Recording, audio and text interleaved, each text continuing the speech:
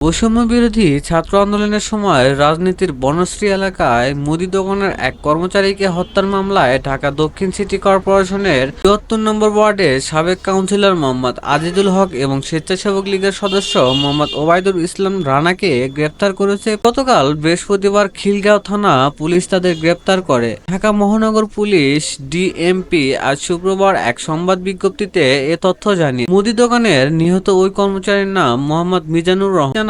মোহাম্মদ মিজানুর রহমান খিলগাঁও থানার বনশ্রী এলাকায় একটি মুদি দোকানে কর্মরত ছিলেন। গত ১৯ জুলাই জুমার নামাজ আদায় করে বেলা ৩টার দিকে দোকান খোলার জন্য তিনি বাসা থেকে বের রাস্তায় তার বাঁ পায়ে গুলি লাগে। পরে ভুক্তভোগী স্ত্রী, বোন ও ভাগ্নিপতির সহায়তায় তাকে স্থানীয় অ্যাডভান্স হাসপাতালে প্রাথমিক চিকিৎসা দেওয়া হয়। রক্তপাত বন্ধ না হওয়ায় তাকে দ্রুত আগারগাঁও পঙ্গু হাসপাতালে নিয়ে যাওয়া হয়, কিন্তু রক্তপাত বন্ধ না হয় ওই দিন বিকেলেই তার মৃত্যু হয়। পরবর্তী সময়ে এ ঘটনায় ভুক্তভোগীর বাবা কামাল হোসেন মোল্লা বাদী হয়ে খিলগাঁও থানায় মামলা করে। পুলিশ সূত্র জানায়, মামলা তদন্তকালে গোয়েন্দা তথ্য ও প্রযুক্তির সহায়তায় গ্রেপ্তার ব্যক্তিদের অবস্থান শনাক্ত করা হয়। গতকাল বিকেলে খিলগাঁও থানা এলাকায় অভিযান চালিয়ে তাদের গ্রেপ্তারও করা হয়।